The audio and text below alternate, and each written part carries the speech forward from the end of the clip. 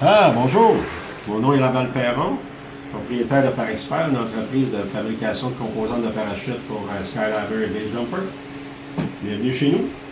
Aujourd'hui, le topo s'adresse à une clientèle de Base Jumper. On voudrait vous parler des toggles. Des toggles pour les équipements de Base Jump.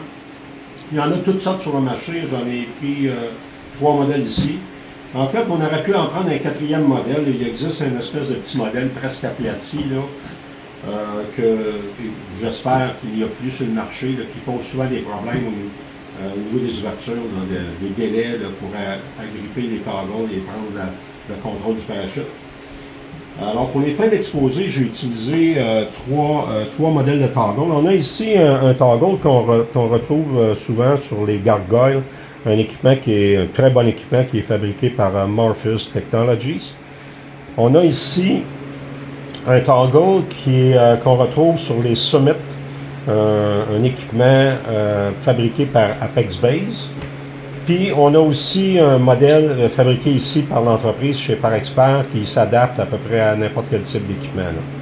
Alors, pourquoi on vous en parle aujourd'hui? Parce que ici au Québec, on a des conditions hivernales dans lesquelles on saute.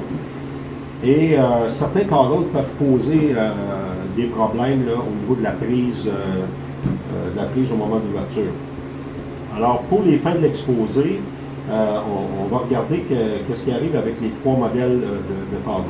Alors, nécessairement, par temps froid, ben, ça prend des gants. Alors ici, j'ai un petit gant, okay, qui est quand même assez chaud. On peut utiliser facilement l'automne, mais quand arrive l'hiver, ça peut être extrêmement limite. Là. Si on a des conditions de temps très très doux, ça peut faire le travail, mais par contre, si on a des temps très froids, le gant risque d'être insuffisant. Alors, on regarde ce qui se passe. Si je prends par exemple le modèle qu'on retrouve sur les gargoyles de Morpheus Technologies, même avec un gant de ce type-là, on voit que c'est extrêmement limite au niveau de la prise de contrôle du parachute. Alors, pour ma part, en été, ça fait le travail, mais dès qu'on utilise un gant, ce type de toggle-là ne fait pas vraiment correctement le travail.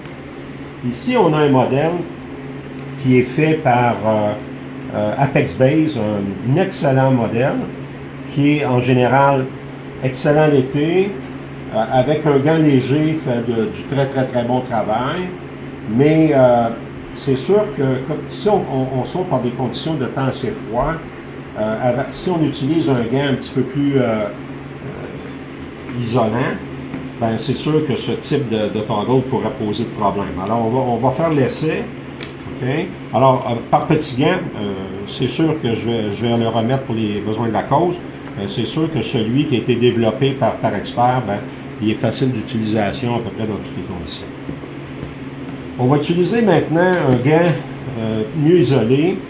Par temps hivernal, c'est sûr, particulièrement si on a à grimper, ici au Québec, puis nos collègues européens en Norvège, en Suisse, vont être de longs moments exposés par de temps froid. Ici au Québec, on est souvent sous zéro. Par exemple, l'un de nos derniers sauts, on était à un coefficient de moins 13, un saut qu'on a fait dans les derniers jours. Un petit gant comme celui-là ne fait pas le travail. Surtout si on a grimpé, là, ça prend un gant qui est quand même relativement chaud. Bon, il faut oublier complètement ce type de toggle-là. Avec un gros gant, là, la prise du toggle, il faudrait presque les prendre à deux doigts là, pour être capable de faire le travail. Si on regarde celui par Apex Base, c'est limite. C'est limite. C'est-à-dire que la prise peut devenir extrêmement difficile. Là.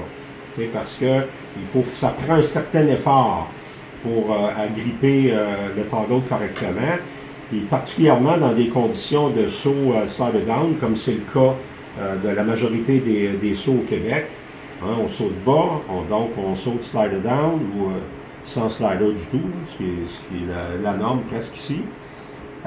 Ce type de toggle-là. Alors, c'est la raison pour laquelle on a développé ce type de toggle-là, qui est facilement utilisable, même avec des gants extrêmement chauds.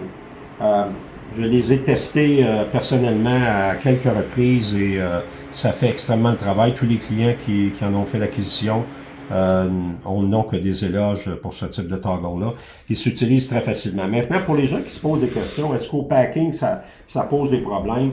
Que ce soit un modèle qui est développé par les autres compétiteurs ou Apex Bay, etc., ce qui se produit au packing, c'est qu'on va aplatir, on va aplatir le toggle comme ceci sur le côté, et à l'ouverture, ben, le toggle va de lui-même se replacer facilement, en raison du fait qu'à l'intérieur, on a cousu du câble de cutaway pour permettre au toggle de garder une forme constante. Alors voilà, ce que je vous recommande, c'est de porter attention à ce détail-là. Peu importe les conditions dans lesquelles vous sautez, il faut absolument s'assurer. En base, on est souvent ouvert très bas. La prise de contrôle rapide du parachute devient extrêmement importante. Donc, la grandeur des toggles qu'on utilise a une importance capitale. Bon saut.